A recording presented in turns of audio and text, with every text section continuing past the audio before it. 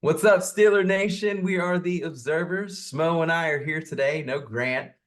Man, it's been a couple weeks, right? Is Grant retired? Man, we start losing. He's like, I have nothing to talk about. To be fair, those three games were pretty killer. Oh, was it? Yeah, it was three in a row, wasn't it? It was Browns, Cardinals, then Patriots, Yeah, huh? Cardinals, Patriots, Colts. That's how the season has gone for me. I'm like forgetting what's Yeah, we're already happening. trying to forget. Whew. Yeah, that Colts game was awful. It was another one where I went out to watch it. I thought it was one of those for sure games that we were gonna win, and it was embarrassing once again. Yeah, I don't know. I don't know how to put it into words really. Um, Everyone turned on the team, the fan base, yeah, the comments. I think, you know, I don't know. Just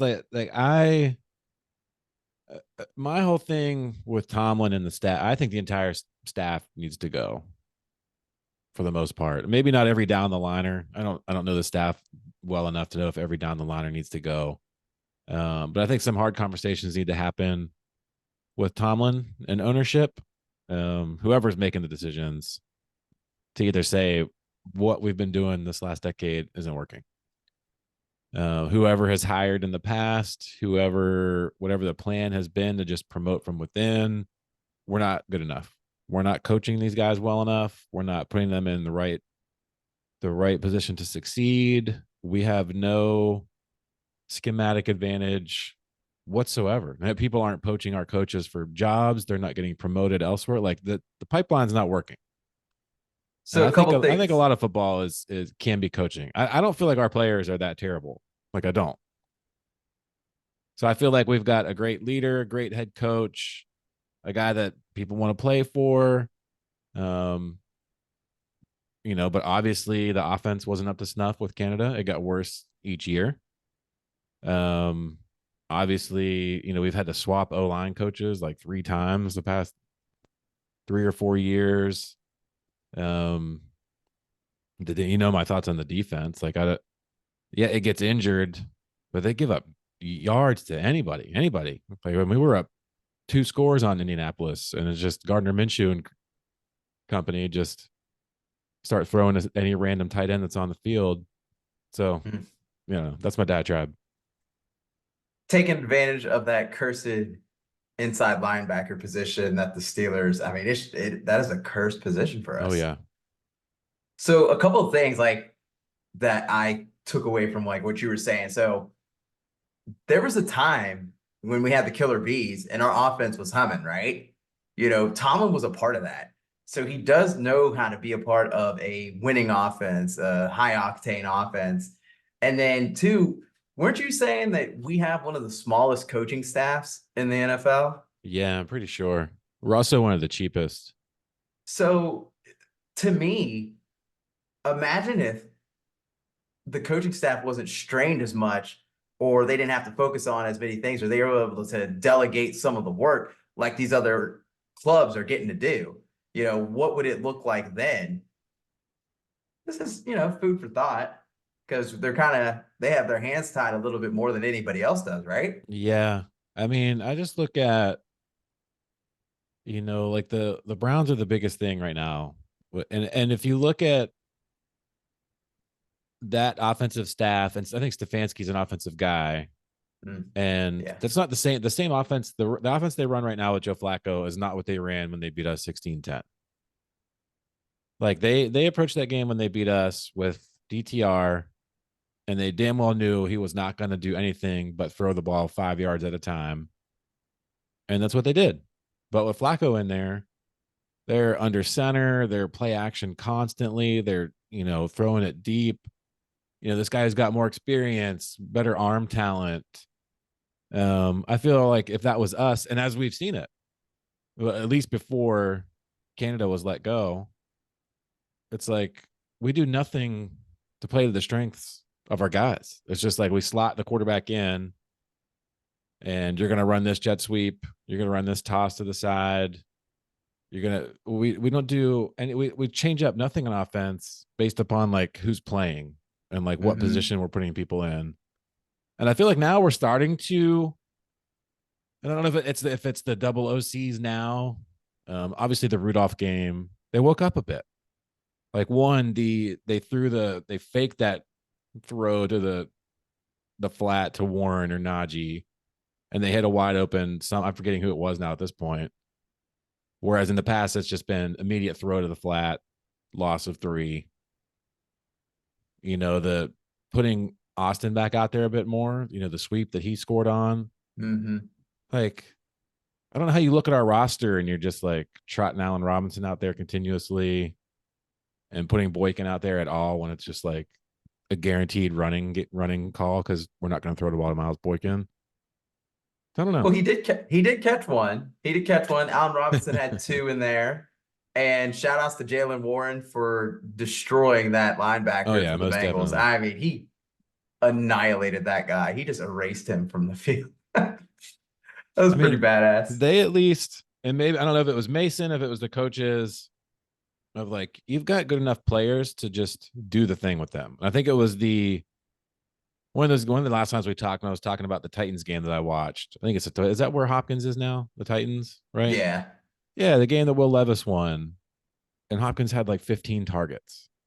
And like that's a team that was like isn't very good. They know they have a good receiver, so the offense is let's throw him the ball, and we don't do that. And so like I don't know if it was the coaches that last game or if it was Mason Rudolph that finally was just like, yeah, I can throw the ball a bit, and this Pickens dude is pretty good, so I'm going to hit him on a slant. I'm going to look his way here. I'm going to throw it deep and trust him. Like, where's that been all season long? Well, it was going on whenever we were feeding Pickens whenever DJ was hurt. Then DJ comes back and everything starts getting split.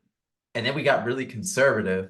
That's like my biggest criticism of Tomlin and his Tomlinisms. He always says, we don't live in our fears. Yet Oh, he I constantly haven't does. seen a more vanilla conservative offensive scheme than what he's been running. I mean, it's like the criticism is, don't talk about it, but actually be about it. And let's take some shots. And we happened to do that in that Bengals game. Mason looked great. He did have experience playing against, our first team defense. So he's been getting really like molded for a moment like this. But you mentioned GP. How about his last couple of weeks and then his response? I mean, the group chat was pretty hard on GP, Yeah, right? I mean, I mean he's no different than a lot of people. Like he needs the ball, and I yes. think and I do believe him in the one interview he gave. I forget which loss it was, but they said something about it, and he was like, I think it was after the Patriots game. He was like, "We've lost two in a row to 2-10 teams." He's like, "You go out and play a game of checkers and you lose, you're gonna be upset about it." And I think he said video games. You play video games with your friend, you lose, and you're competitive, you're gonna be upset about it. So like, yeah, I'm pissed. Like, Yeah. I don't like, and I, there's a part of me that thinks that like, so long as he got some action he'd be fine and engaged. I mean, it's the losing. Like that dude, comes from Georgia where they won multiple national championships, where he's playing at a college where if they lose one game, it's the end of the world. Mm-hmm.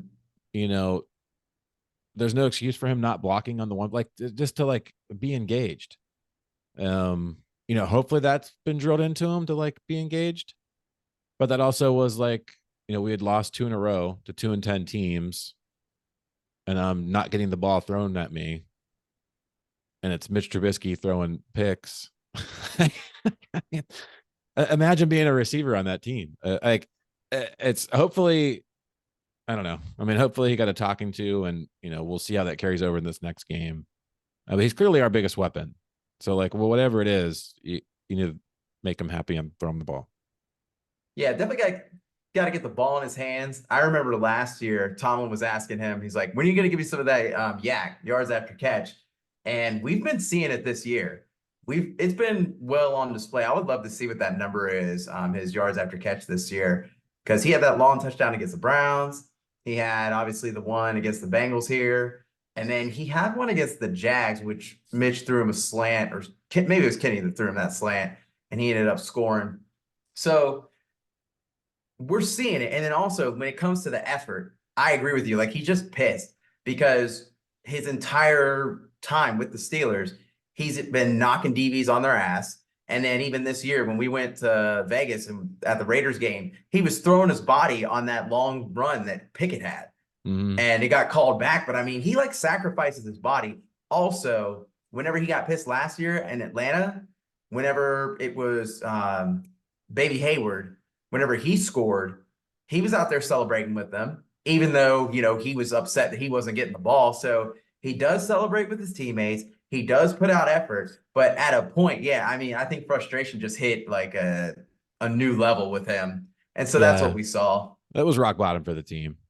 Yeah. And I But still don't. They've got a fighting chance. And I said in our group text, I think one or two of the scenarios for them to make it plays out. It's just them winning these final two games. Is that you just don't know what team's going to show up. We have no clue. No clue. They're so depleted at the middle linebacker spot and safety. That could easily be pieced up. You have no clue if Mason's going to string two together or what they're going to do offensively. It's just, I don't know. yeah, No clue what to expect. I've started doing the mock drafts each week just for the fun of it. But yeah, I'm hoping they sneak in just as at this point. Like I was excited of if we're gonna lose, just go ahead and lose out and we'll pick like 12th or something. But now if you're gonna mess around and win the eighth game, you might as well keep winning and see if you can sneak in. Yeah, I mean, I feel like the next episode we do, you're gonna have to wear like the white dress shirt, like that guy from NBC, fucking geek. But so what are our like go-to scenarios here? What's the most likely to happen? So we have to win out.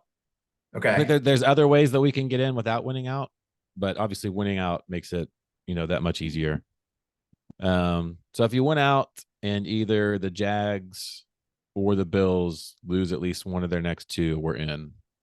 Are the easiest ones to root for. And the Jags are without Trevor Lawrence this weekend. Right. Against Carolina. Okay. The Bills host the Patriots. Okay. And then next week the Bills go to Miami and then the Jags go to Tennessee. All right. So there are a couple of the Bills have two division games left, and then the Jags play without Trevor, and then they go into a divisional game. They could Yeah. be saving him for that game. What happens like if the Colts lose one? Yeah. The only problem is the Colts and who is it? Texans play each other the last week. So one of them's Mm, guaranteed to win one game. So you kind of yeah. need like the same team to lose both of those games, I think is maybe. Um, Yeah. I mean, And CJ there's still an Stroud's avenue back. there, but it's just a little trickier. It's just easier to say the Jags need to lose one, the Bills need to lose one. Okay. Well, nothing's gonna happen unless we handle business. And we're going to Seattle on Sunday. And that's a tough matchup in Oh, no all doubt. honesty. They've got receivers, but the thing is, and we've seen this, we saw it a couple years ago when we played them in Pittsburgh. When Gino is under pressure, that boy crumbles like the softest cookie. Like, come on. Like he does. He really does. We've needed him to win games for us this year. And did they play the Ravens? Who was it? They were playing someone in the division and he had like a fourth down or something like Yeah, I that. think And it was he maybe just Cincinnati. ah, Yeah, they lost okay. 37-3 to Baltimore, lost 17-13 to Cincinnati, and they beat Cleveland 24-20. That's interesting. But The that way Cleveland that, game it was PJ Walker was quarterbacking for them. So okay. yeah, I mean I think the biggest he's not having the same year that he had last year. Hmm. Um they are they've got receivers and some things to worry about, and it's tough to play there. But they're also 8-7, fighting for their lives. Losing one score games, winning random one score games. Like won the last two games 20-17, easily could have lost both. One week gives up 41 to Dallas. loses to the Rams 17-16. Like this is an inconsistent, not so great team. So it's a battle of two inconsistent, not so great teams at 8-7. Which who's going to show up? It's just like all Yeah, it is. really. And they're going to have Artie Burns and Devin Bush playing. Is Devin Witherspoon out? Looks like he's trending to being back Okay. from what I saw. We just got to take advantage of Artie Burns wherever he is on the field. And then something else, Fryermuth, he didn't have a catch last week, did he? No, and Mason talked about that too. It was just after the first game. They assumed that Cincinnati would kind of try and clog up the middle, lock him down after Kenny hit him for what was it, like 9 catches, 100 some yards. Yeah.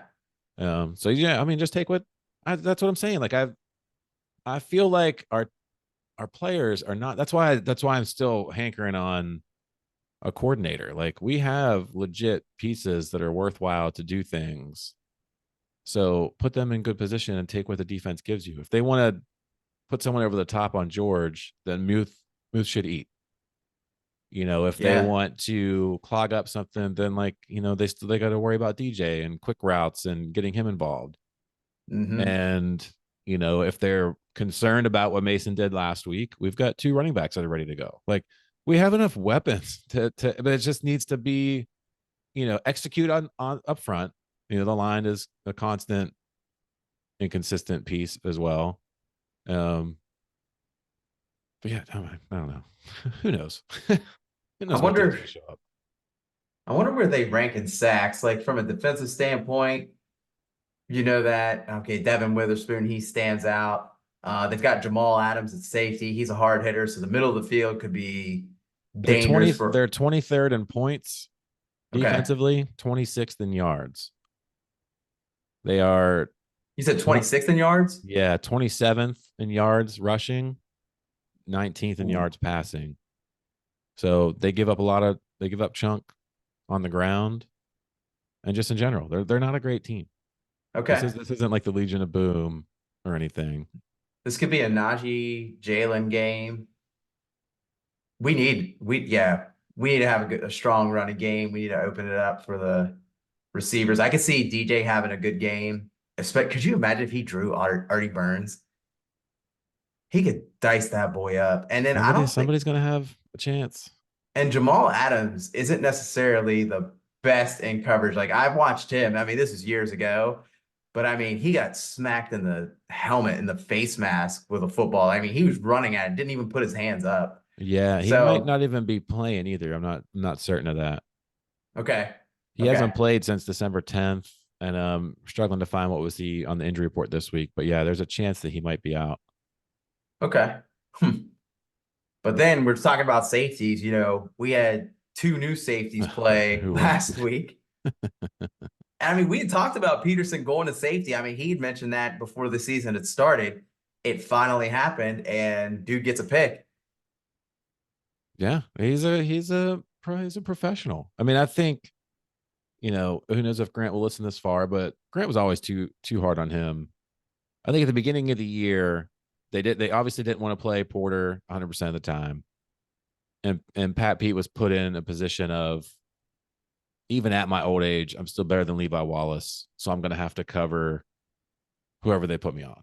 Brandon Ayuk. Yeah, and he's gonna get beat. Like it's just like any good corner itself. I keep saying this about Joey. Like he's gonna get beat. He's gonna give up penalties. Like if you're on an island with someone with these freak athletes, you're not gonna win every time. So yeah, Pat Pete got beat. He looked old and slow.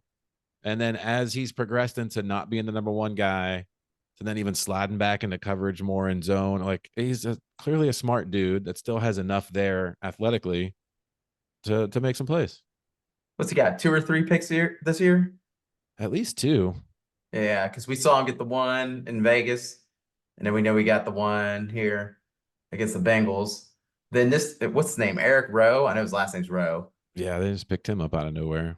I mean, we're finding guys like, shoot, I could go out there probably get a pick in that defense.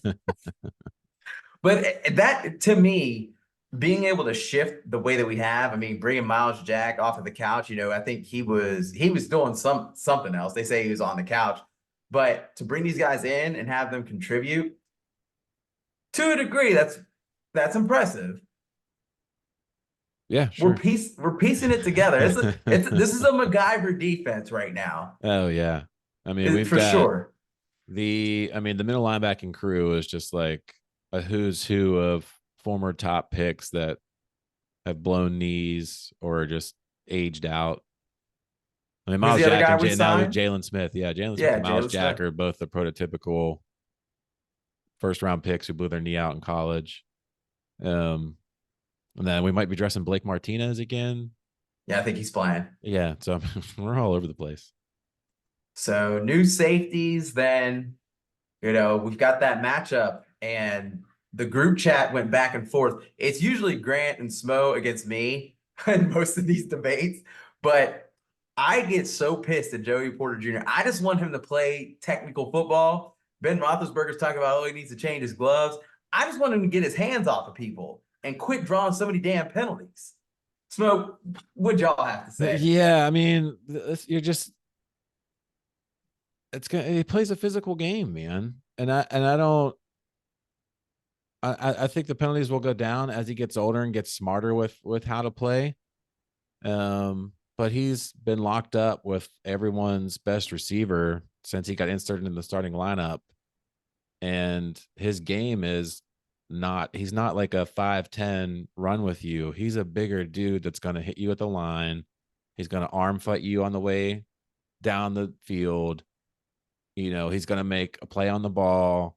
Like, you're gonna get penalized when that happens. Like, you're gonna if you're active, they're gonna throw at your and they default to the offense. I mean, to the defensive penalties more than the offense. Like, I'm sure there's times when a receiver's tugging at him. You're probably gonna see it this weekend if he's up with DK. Like, those are two big ass dudes that are gonna get physical with one another. So yeah, something's gonna go. I'm sure he'll get another That one. It's just you that got to one's keep them from being killers. Yeah, that one's gonna be. I mean, and he is playing well. He's getting stops. He's got a pick. My biggest concern is that physicality in a absolutely critical moment ends up losing us a game. That is my biggest fear, whether it's like a red zone situation, they end up getting a first and goal because of it and end up punching it in on us, or it extends a drive in which we should, like, say it's like a third and long, we should clearly have the stop, and then our offense doesn't get the ball back, and then we end up getting the clock gets bled out. Something along those lines. Yeah, That's my biggest concern with it. yeah. We just can't live in fear. Can't do it. Tomlin does it. Tomlin does it, so I'll do it. You got to take the Shit. good with the bad, and he's got more good than bad. He does. I'll give you that. But I definitely want to see that cleaned up. I want to see us come out and get a dub.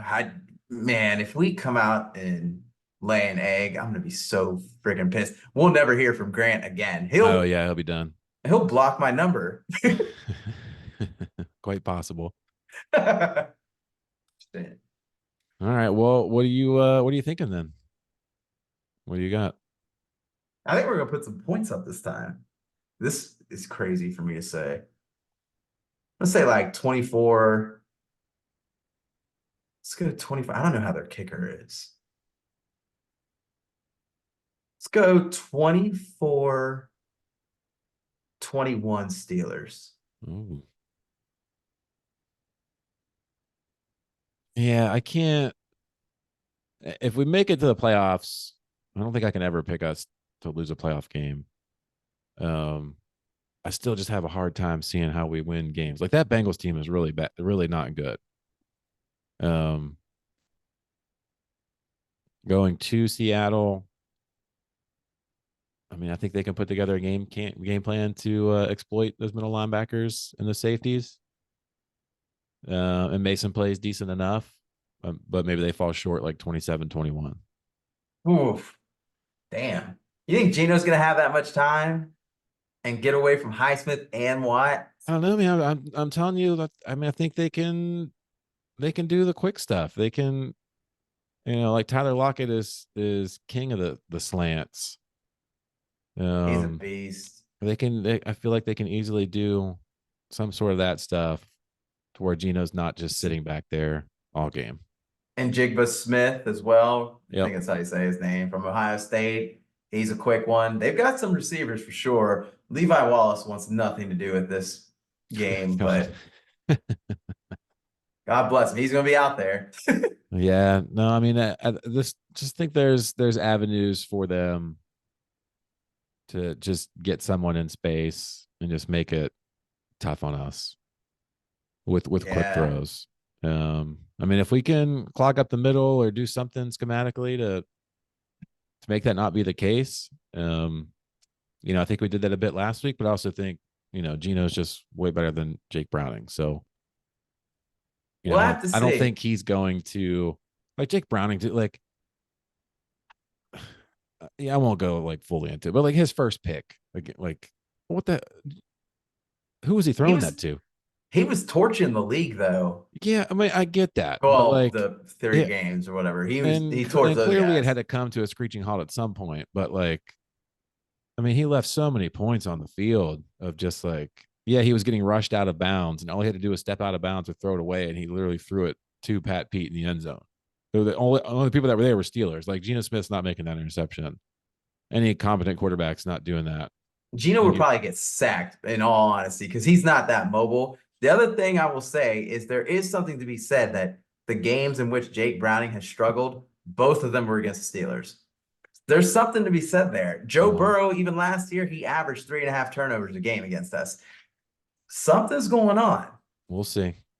Something's going on, man. We'll see. But shit, I'm hyped for Sunday. I wish we were playing tomorrow again. I know. I got used to those Saturday games not having to wait At now. least And a lot of it's those like, games will be done on Sunday. Like, we'll know if the Bills or Jags won. We'll know what the Colts did, what the Texans mhm. did. So we'll have a pretty good idea where we sit going into that 4 o'clock game. Fingers crossed. Let's do it. All right, observers out.